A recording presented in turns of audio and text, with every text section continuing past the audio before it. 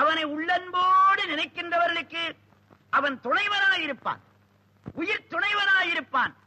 இங்கும் துணை அங்கும் துணை. அவனை நினைத்தால் கேட்டது கிடைக்கும், நினைத்தது நடக்கும். போய் போய் யாரை நம்பாதீங்க, நம்பாதீங்க. செய்து அமருங்கள், தயவு செய்து அமருங்கள். ஐயா, அந்த அன்பனை இங்கே அனுப்புங்கள். மகனே, இங்க வா. அவன் கடவுளே இல்லைன்றான், நீங்க சொல்றது ஒவ்வொன்றும் பொய்ன்றான். அவனை போய் மேடைக்கு கூப்பிடுறீங்களே. ஆத்திரப்படாது. உண்டு இல்லை என்ற பிரச்சனை இன்று நேற்றல்ல, உலகம் தோன்றிய நாள் தொட்டு உண்டு. இல்லை என்பதனாலே உண்டு என்பவர்களுக்கு உணர்ச்சி உண்டாகும். இல்லை என்கின்றவனும் கடவுளை நினைத்துத்தான் சொல்லுகின்றான். உளது இலது என்றலின் என்று சிவஞான போதம் சொல்லுகிறது. கடவுளை இல்லை என்பதும் உண்டு என்பதும் ஈஸ்வரனுடைய அனுகிரகம். கடவுள் உண்மையை சொன்ன இயேசுநாதரை உண்மையை உணராதவர்கள் சிலுவில் அறைந்தார்.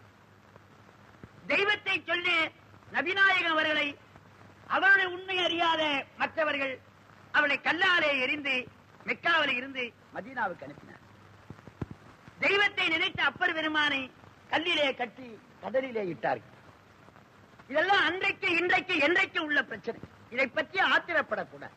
தெய்வம் இல்லை என்று சொல்லுகின்றவர்களுக்கு உண்டு என்ற நிரூபணத்தை கொடுத்து சமாதானம்.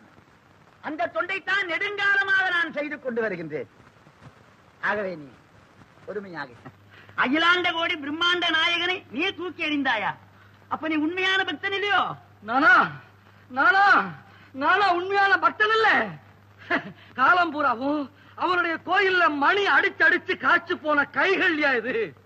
எனக்கு விவரம் தெரிஞ்ச நாள் முதலா அவனுக்கு படைக்கப்படுற பிரசாதத்தை மட்டுமே உண்டு வளர்ந்த உடம்புயா இது.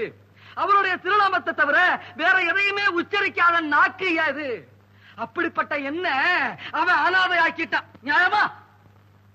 நீ சொல்வது எனக்கு விளங்கவில்லை, விவரமாக சொல்லேன். ஐயா, ஆதரவு இல்லாம இருந்தன்னா எனக்கு அவன் தான் சகலமும்னு நம்பிட்டு இருந்தேன். அப்படி இருந்த என்ன அவனுடைய வேல்ல இருந்த மாணிக்க கல்ல நான் திருடிட்டேன்னு எனக்கு திருட்டு பட்டம் கட்டி கோயிலை விட்டு வெளியே போடா அப்படின்னு அனுப்பிச்சு வச்சுட்டான். நம்புறவங்களை கைவிட மாட்டான் அந்த முருகன் நீங்க சொல்றீங்க. என்ன கைவிட்டுட்டானே, இப்ப என்ன சொல்ல போறீங்க? முருகா முருகா. ஐயா, பாத்தீங்களா பாத்தீங்களா, என் கஷ்டத்தை கேட்ட உடனே உங்களுக்கே கண் கலங்குது. என்ன காப்பாற்ற வேண்டிய அந்த முருகன் கல்லா இருந்துட்டானே. அப்பா, ஆண்டவனுடைய சோதனை எவனுக்கு கிடைக்கின்றதோ அவன் அருகிலே இறைவன் நெருங்குகிறான். 60 ஆண்டுகளாக நான் இறைவனை உபாசிக்கின்றேன். எம்பெருமான் என்னை சோதிக்கவில்லை.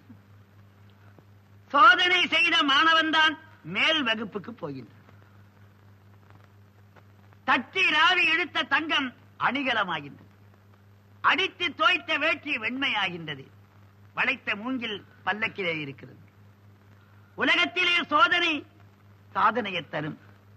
நீ உண்மையான பக்தன், அதனாலே ஆண்டவன் உன்னை சோதனை செய்து உன் அருகிலே நெருங்குகின்றான்.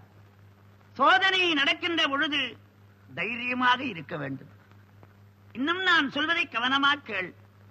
கருவிலே குழந்தை அமைகின்ற பொழுதே ஆண்டவன் தாய்க்கு பால் வாய்ப்பை கொடுக்கின்றான். முட்டையிலே இருக்கிற குஞ்சை இறைவன் காப்பாற்றுகின்றான். கல்லிலே இருக்கிற தேரைக்கு இறைவன் உணவு தருகின்றான்.